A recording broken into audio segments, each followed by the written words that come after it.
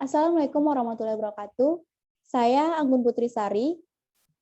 Pada kali ini saya akan mempresentasikan hasil tugas proyek saya tentang analisis regresi linear berganda.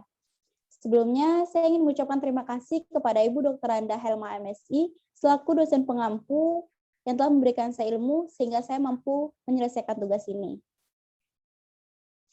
Data yang saya gunakan yaitu dari tabel B3 Gasoline Mileage Performance for 32 automobiles, Capri 2 hingga Cover T, 20 data dari Y, X1, X2, X3, X6, dan X9.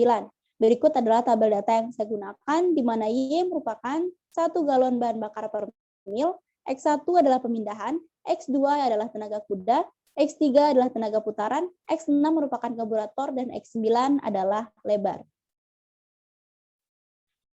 Pada pengolahan data kali ini, saya menggunakan software Minitab. Yang pertama yaitu saya melakukan pembuatan matriks plot dengan langkah-langkah pilih menu graph, kemudian pilih matriks plot, maka akan muncul bar matriks plot seperti yang terlihat pada layar, lalu klik simple dan klik OK. Selanjutnya isikan graf variabel dengan Y, X1, X2, X3, X6, dan X9, lalu klik OK.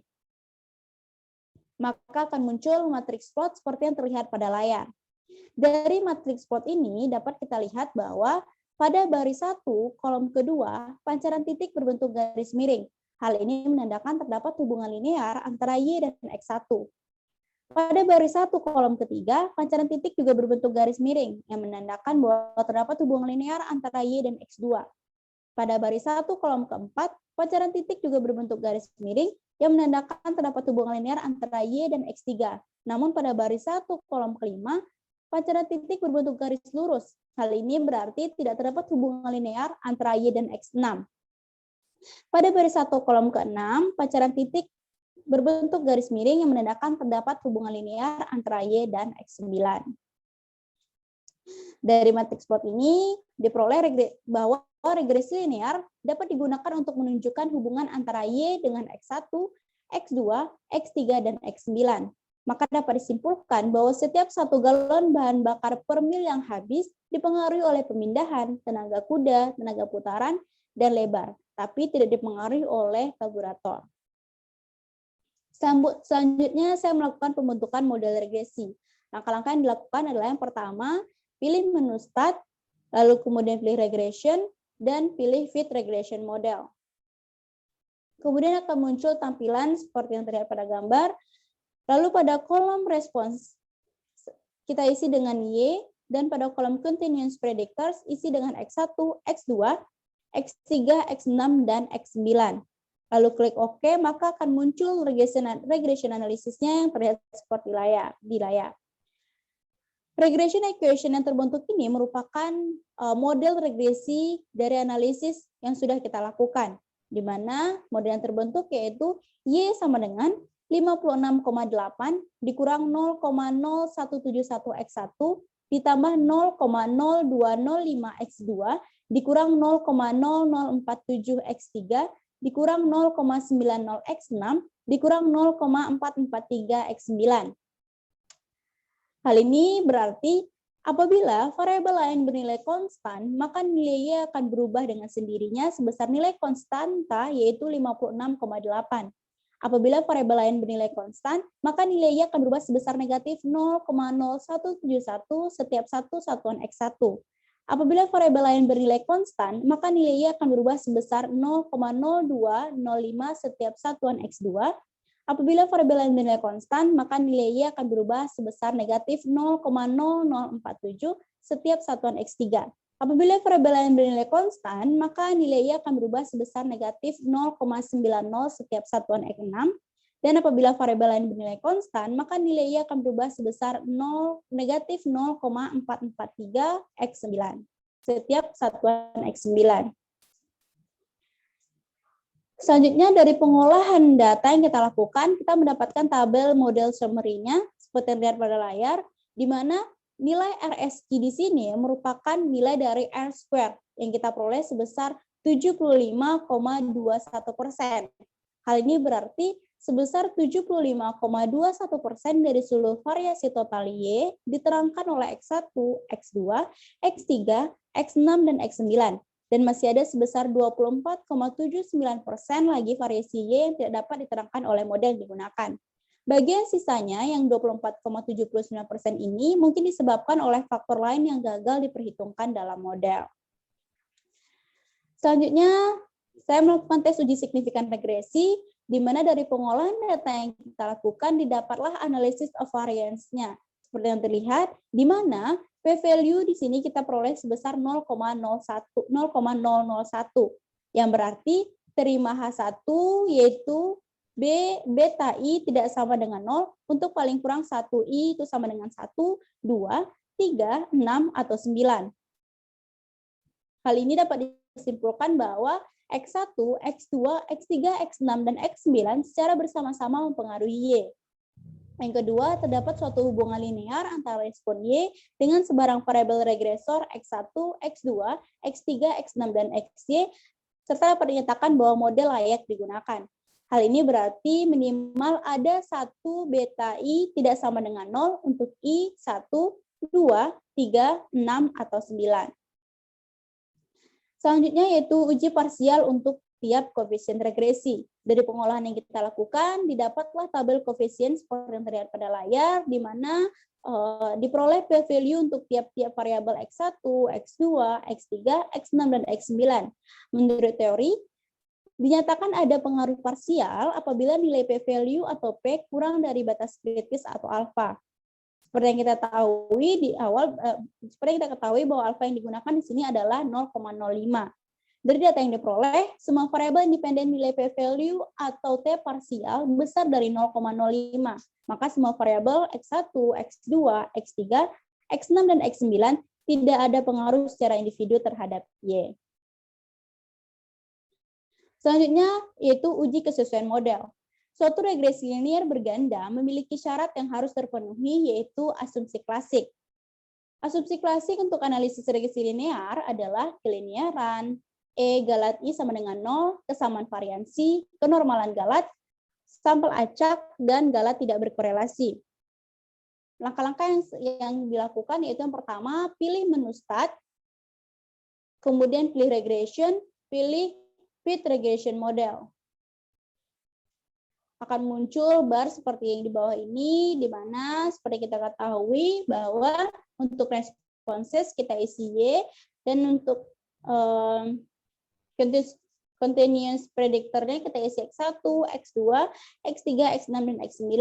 Lalu kita pilih graph, kemudian pilih 4-in-1, lalu klik OK. Dari langkah yang kita lakukan, maka kita akan memperoleh diagram residual plots for Y, di mana di sini ada diagram normal probability plot, ada versus fits, histogram, dan versus order. Lalu kemudian kita pilih storage, pilih residual, lalu kita pilih result, dan pilih Durbin-Watson statistik. Lalu kita klik OK, maka akan muncul residual atau resi pada worksheet Minitab yang sedang kita kerjakan. Dari pengolahan yang kita lakukan, maka diperolehlah regression analisisnya seperti yang terlihat pada layar. Di sini bisa kita lihat perbedaan dari pengolahan yang kita lakukan sebelumnya. Pada pengolahan uji kesesuaian model ini, kita sudah menemukan nilai dari Durbin-Watson statistiknya. Lalu kita melakukan uji asumsi klasik. Yang pertama ada tentang kelinearan. Untuk menguji kelinearan ini, kita bisa melihat dari diagram versus fits yang kita punya, di mana terlihat sisaan tersebar secara acak dan tidak memiliki pola khusus. Maka model dapat dikatakan linear. Hal ini berarti asumsi kelinearan terpenuhi. Selanjutnya, E galat I tidak sama dengan 0. Nah, dalam hal ini kita harus membuktikan apakah sigma dari galat yang kita punya sama dengan 0. Nah, berdasarkan dari perhitungan yang sudah saya lakukan, didapatlah sigma dari galat ini bernilai 0. Berarti asumsi E galat I sama dengan 0 terpenuhi. Selanjutnya, uji asumsi klasik tentang kesamaan variansi, di mana hal ini juga bisa kita lihat dari diagram versus fit yang kita punya, yang terlihat bahwa sisaan tersebar secara acak dan tidak memiliki pola khusus, maka model dapat dikatakan linear. Hal ini berarti asumsi kesamaan variansi terpenuhi. Kesamaan variansi yaitu var galat I sama dengan sigma kuadrat sama dengan variansi YI. Sebenarnya dari pengolahan data yang sudah kita lakukan, kita juga bisa dapat melihat di sini yaitu nilai S, di mana S ini adalah standar error of estimate sebesar 3,01443, di mana S kuadrat ini sama dengan adjusted mean square, yaitu sebesar 9,0868. Hal ini berarti variansi galat I sama dengan sigma kuadrat sama dengan variansi YI terpenuhi dan kesamaan variansi terpenuhi. Selanjutnya, kenormalan galat.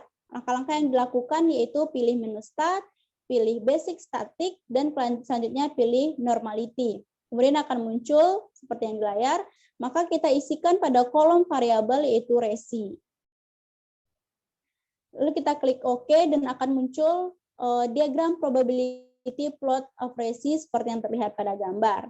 Seperti yang sudah saya katakan sebelumnya, alfa yang kita gunakan adalah probability plot of resi ini terlihat diperolehlah hasil uji sebesar 0,159. P kita itu besar dari 0,05, maka terima H0. Hal ini berarti galat berdistribusi normal. Selanjutnya itu sampel acak, di mana menurut Sembiring tidak ada cara memeriksa apakah terok yang kita ambil itu acak atau bukan. Hanya pelakunya lah yang tahu bahwa bagaimana cara pengambilan dari terok yang dilakukan.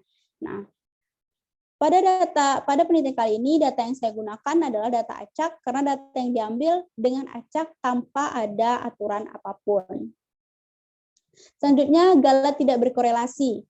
Rentangan nilai statistik D. Durbin-Watson menurut Sembiring yaitu di mana nilai D itu besar dari 0 dan kecil dari 4. Jika nilai D dekat ke 0, maka diindikasikan ada autokorelasi positif. Jika nilai D statik dekat ke 2, maka diindikasikan tidak ada autokorelasi. Jika nilai D statik dekat ke 4, maka diindikasikan ada autokorelasi negatif. Nah, dari hasil pengolahan yang kita lakukan, dapatlah nilai Durbin-Watson statistiknya sebesar 1,71353. Hal ini berarti D statistik dekat kedua. Berarti asumsi galat tidak berkorelasi terpenuhi. Selanjutnya, apakah transformasi dibutuhkan? Sesuai dengan praktek yang sudah kita lakukan sebelumnya, di mana uji asumsi klasik dengan kelinearan, E galat I sama dengan 0, kesamaan variansi, galat berdistribusi normal, dan galat tidak berkorelasinya terpenuhi, maka transformasi tidak perlu dibutuhkan. Selanjutnya, melakukan menangani pencilan dan data yang berpengaruh. Langkah-langkah yang dilakukan yang pertama yaitu pilih menu start, kemudian pilih regression, dan pilih fit regression model. Kemudian akan muncul tampilan seperti berikut, di mana seperti biasa untuk kolom responses kita isi dengan Y, dan pada kolom ini kita isi dengan X1, X2, X3, X6, dan X9. Selanjutnya kita pilih storage, lalu kita pilih result, dan kita pilih Durbin-Watson statistik, lalu kita klik OK. Maka akan muncullah nilai studentized residual, nilai Cook, dan jarak fitnya pada worksheet yang sedang kita lakukan. Nah, berdasarkan hasil output Minitab yang kita lakukan, diperolehlah studentized residualnya ini kecil dari 2. Lalu jarak Cook-nya ini kecil juga dari 2, serta jarak fit kecil dari 2. Karena hasil studentized residual kita dan jarak Cook, jarak fit kita kurang dari 2, maka data tersebut tidak memiliki pencilan dan tidak perlu melakukan pengeluaran data. Selanjutnya, membangun model terbaik. Dalam membangun model terbaik, saya menggunakan 4 metode, yaitu ada metode forward selection, backward, stepwise, dan semua kombinasi yang mungkin. Yang pertama yaitu metode forward selection. Langkah-langkah yang digunakan adalah Pilih menu Start, kemudian Regression, dan pilih Regression Model. Akan muncul seperti biasa, seperti ini. Lalu kemudian pilih Stepwise, kemudian pilih metode Forward Selection. Dan isi nilai alfa dengan 0,05, lalu klik OK.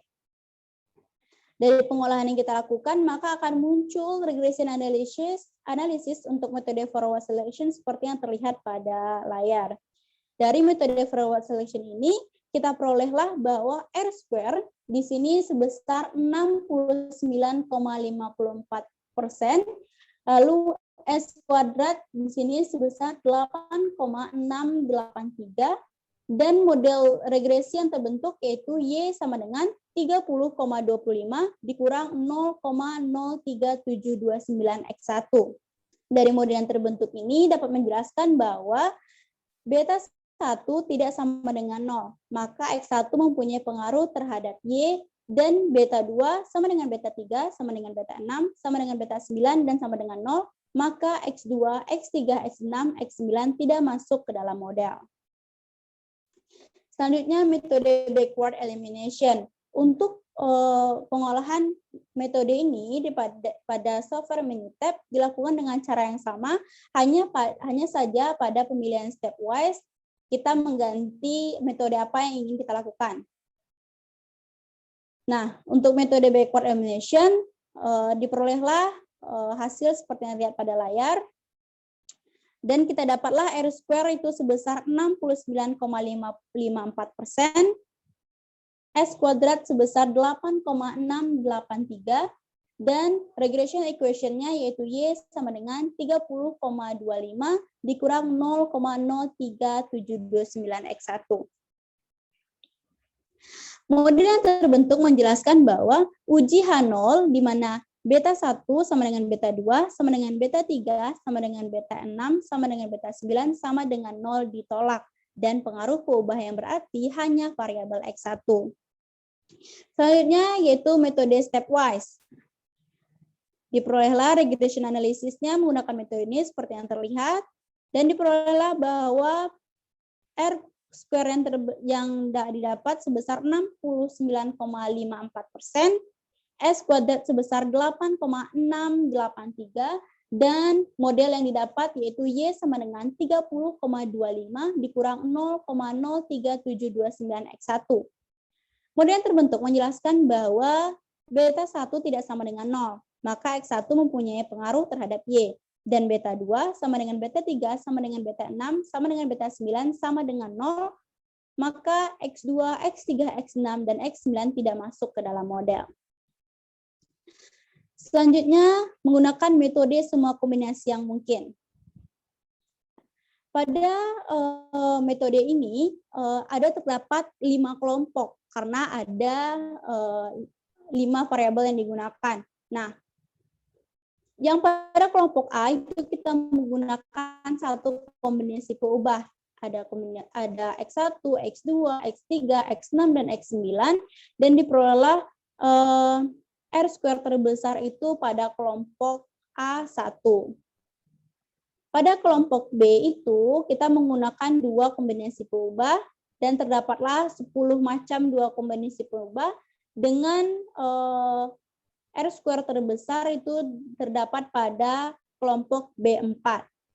Selanjutnya, pada kelompok C itu kita menggunakan 3 kombinasi peubah, dan di sini terdapat 10 macam 3 kombinasi peubah, dan R square terbesar itu didapat dari C kelompok C6. Selanjutnya, kelompok D kita menggunakan 4 kombinasi peubah, dan diperolehlah 5 macam 4 kombinasi peubah, dan dapat R square terbesar itu pada kelompok D4. Dan untuk kelompok E kita menggunakan 5 kombinasi peubah, dapatlah R square sebesar 75,21% dengan S kuadrat sebesar 9,0868, dan regression equation yang diperoleh yaitu Y sama dengan 56,8 dikurang 0,0171X1 ditambah 0,0205X2 dikurang 0,0047X3 dikurang 0,90X6 dikurang 0,443X9. Nah, tersedia 5 regresor, sehingga ada 2 pangkat 5 dikurang 1 atau sama dengan kombinasi peubah yang atau sama dengan 31 kombinasi peubah yang diperiksa. Dari hasil tabel yang diperiksa, terdapat kombinasi peubah terbaik dari setiap kelompok. Kelompok A memiliki R kuadrat terbesar dan S kuadrat terkecil pada A1 variabel X1 dengan persamaan regresi Y sama dengan 30,25 dikurang 0,03725X1.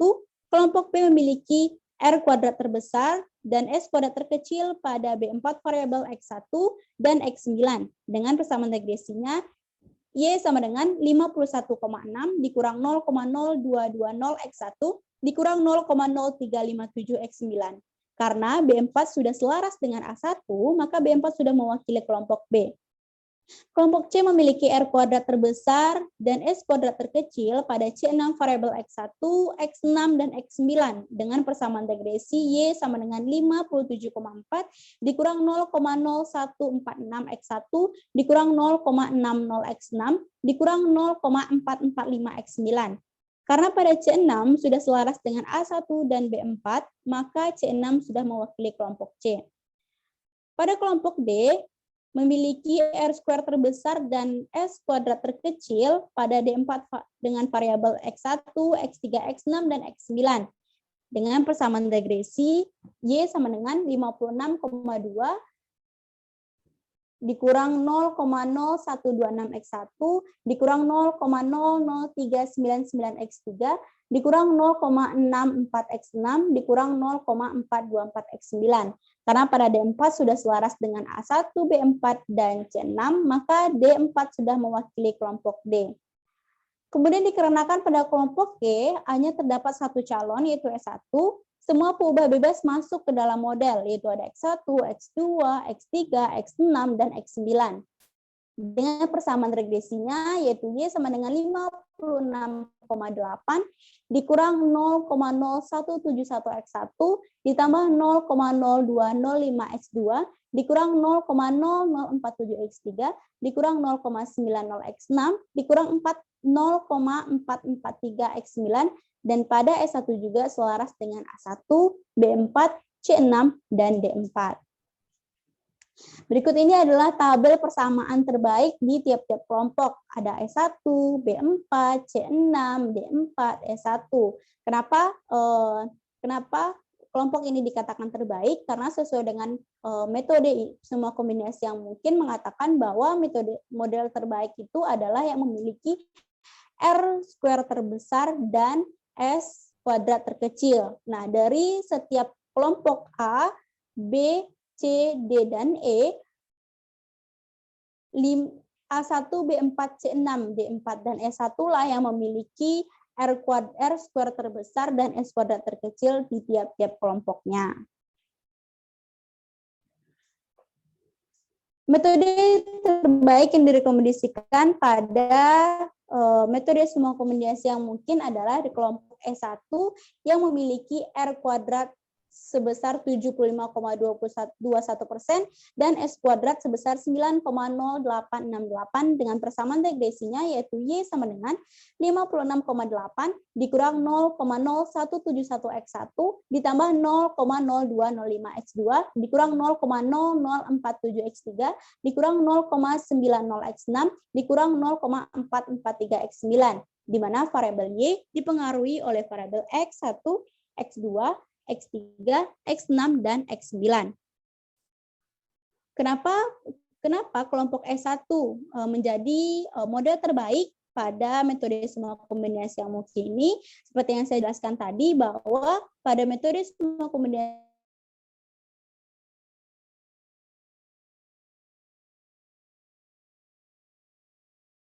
R square terbesar dan S kuadrat terkecil. Nah, seperti yang sudah kita peroleh tadi, dari pengolahan yang kita lakukan diperolehlah bahwa R square terbesar dan S kuadrat terkecil itu didapat pada kelompok S1. Dari kesimpulan untuk menentukan model terbaik, nah menentukan model terbaik itu terdapat dari dua tujuan. Yang pertama adalah tujuan prediksi, dan yang kedua ada tujuan pengendalian atau pemantauan suatu sistem. Menurut tujuan prediksi, yaitu di mana makin banyak perubahan bebas yang berpengaruh terhadap respons Y, maka respons Y yang menurut tujuan prediksi itu menggunakan metode semua kombinasi yang mungkin, yaitu pada kelompok S1 yang memiliki R² sebesar 75 dan S kuadrat sebesar 9,0868 dengan persamaan regresinya yaitu Y sama dengan 6,8 dikurang 0,0171x1 ditambah 0,0205x2 dikurang 0,0047x3 dikurang 0,90x6 dikurang 0,443x9. Berdasarkan tujuan pengendalian atau penentuan suatu sistem, dikatakan bahwa makin sedikit perubahan bebas dalam model, maka makin baik model tersebut. Nah, menurut tujuan pengendalian atau pemantauan suatu sistem, model terbaik yaitu menggunakan metode forward selection, backward elimination, dan stepwise, di mana diperoleh model regresinya yaitu Y sama dengan 30,25 dikurang 0,03729x1. Di mana pada model ini hanya menggunakan satu perubahan bebas yaitu X1.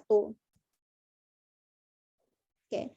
Kesimpulan yang dapat diperoleh dari pengolahan data yang saya lakukan, dari penelitian yang dilakukan dengan menggunakan data tabel B3 Gasoline Mileage Performance for 32 automobiles dari Capri 2 hingga Coverte sebanyak 20 data untuk nilai Y, X1, X2, X3, X6, dan X9, diperolehlah kesimpulan. Yang pertama, untuk matriks plot, bahwa regresi linear dapat digunakan untuk menunjukkan hubungan antara Y dengan X1, X2, X3, dan X6. Maka dapat disimpulkan bahwa setiap 1 galon bahan bakar per mil yang habis dipengaruhi tenaga kuda, tenaga putri oleh karburator. Dan untuk pembentukan model regresi, didapatlah model regresi yang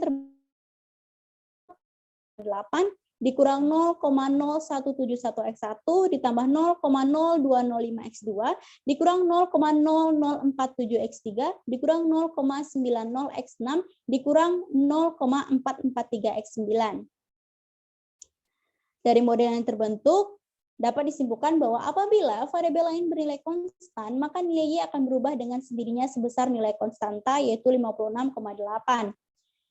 Apabila variabel lain bernilai konstan, maka nilai Y akan berubah sebesar negatif 0,0171 setiap satu satuan X1. Apabila variabel lain bernilai konstan, maka nilai Y akan berubah sebesar 0,0205 setiap satuan X2. Apabila variabel lain bernilai konstan, maka nilai Y akan berubah sebesar negatif 0,0047 setiap satu satuan X3. Apabila variabel lain bernilai konstan, maka nilai Y akan berubah sebesar negatif 0,90 setiap satuan X6. Apabila variabel lain bernilai konstan, maka nilai Y akan berubah sebesar negatif 0,443 setiap satuan X9. Dan didapat juga R² sebesar 75,21%, yang artinya sebesar 75,21% dari seluruh variasi total Y diterangkan oleh X1, X2, X3, X6, dan X9. Dan masih ada sebesar 24,79 lagi variasi Y yang tidak dapat diterangkan oleh model yang digunakan. Bagian sisanya yang 24,79% ini mungkin disebabkan oleh faktor lain yang gagal diperhitungkan dalam model. Yang ketiga ada tes untuk signifikan regresi, uji hipotesis keseluruhan regresi secara bersama-sama. Diperolehlah bahwa nilai P itu 0,001 yang berarti terima H1 di mana beta I tidak sama dengan 0 untuk paling kurang 1I itu adalah 1, 2, 3, 6, atau 9. Diperolehlah bahwa X1, X2, X3, X6, dan X9 secara bersama-sama mempengaruhi Y. Terdapat suatu hubungan linear antara respon Y dengan sebarang variabel regresor X1, X2, X3, X6, dan X9, dan model layak digunakan. Hal ini berarti minimal ada satu beta I tidak sama dengan 0 untuk I sama dengan 1, 2, 3, 6, dan 9. Yang keempat ada tes untuk masing-masing koefisien regresi atau uji parsial untuk tiap koefisien. Dinyatakan ada pengaruh parsial apabila nilai p-value P kurang dari batas kritis penelitian atau alfa. Dari data yang diperoleh, semua variabel independen nilai p-value atau T parsial besar dari 0,05. Maka semua variabel X1, X2, X3, X6, dan X9 tidak ada pengaruh secara individu terhadap Y. Yang kelima ada uji asumsi klasik analisis regresi linear berganda, yaitu di mana kelinearan terpenuhi, galat I sama dengan 0 terpenuhi, kesamaan variansi terpenuhi, galat berdistribusi normal terpenuhi, galat tidak berkorelasi juga terpenuhi. Karena semua uji asumsi klasik ini terpenuhi, maka transformasi tidak perlu dilakukan lagi. Selanjutnya ada menangani pencilan dan data yang berpengaruh dapat disimpulkan berdasarkan hasil output yang kita lakukan diperolehlah Staden-Tizet residualnya itu kecil dari 2, jarak Cook kecil dari 2, jarak fit kecil dari 2. Karena hasil Staden-Tizet residual, jarak Cook dan jarak fit kurang dari 2, maka data tersebut tidak memiliki pencilan dan tidak perlu melakukan pengeluaran data.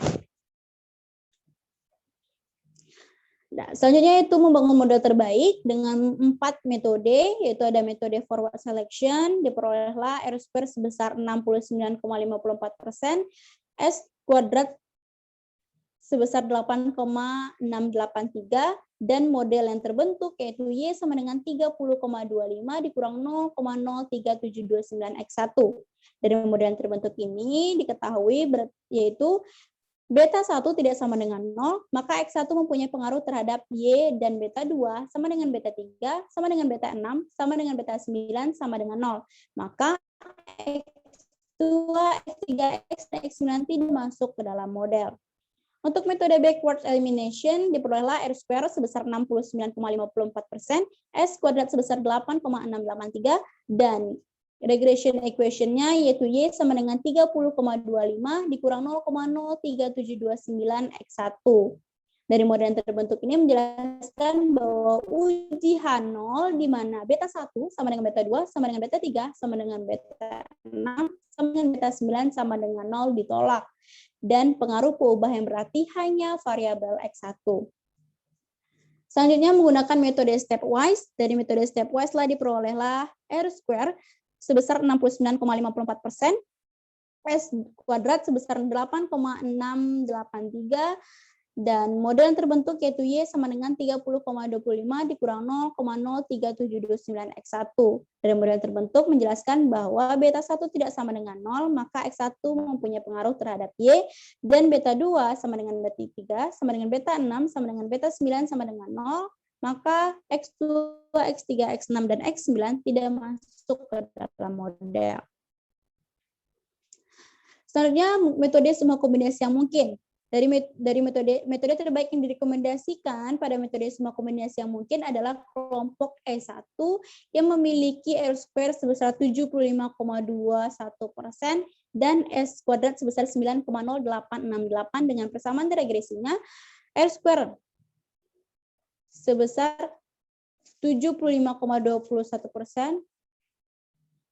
Maaf, ini ada kesalahan dalam pengetikan. Di mana variabel Y dipengaruhi oleh variabel X1, X2, X3, X6, dan X9. Nah, kesimpulannya yang terakhir yaitu berdasarkan tujuan prediksi, model terbaik yaitu menggunakan metode semua kombinasi yang mungkin, yaitu pada kelompok E1 yang memiliki R-square sebesar 75,21% dan S kuadrat sebesar 9,0868 dengan persamaan regresinya yaitu Y sama dengan 56,8 dikurang 0,0171X1 ditambah 0,0205X2 dikurang 0,0047 X3 dikurang 0,90X6 dikurang 0,443 X9. Sedangkan berdasarkan tujuan pengendalian atau pemantauan suatu sistem, model terbaik yaitu menggunakan metode forward selection, backward elimination, dan stepwise dengan model regresi Y sama dengan 30,25 dikurang 0,03729 X1. Nah, baik, sekian dari presentasi saya. Maafkan jika ada kesalahan dalam pengucapan. Saya akhiri. Assalamualaikum warahmatullahi wabarakatuh.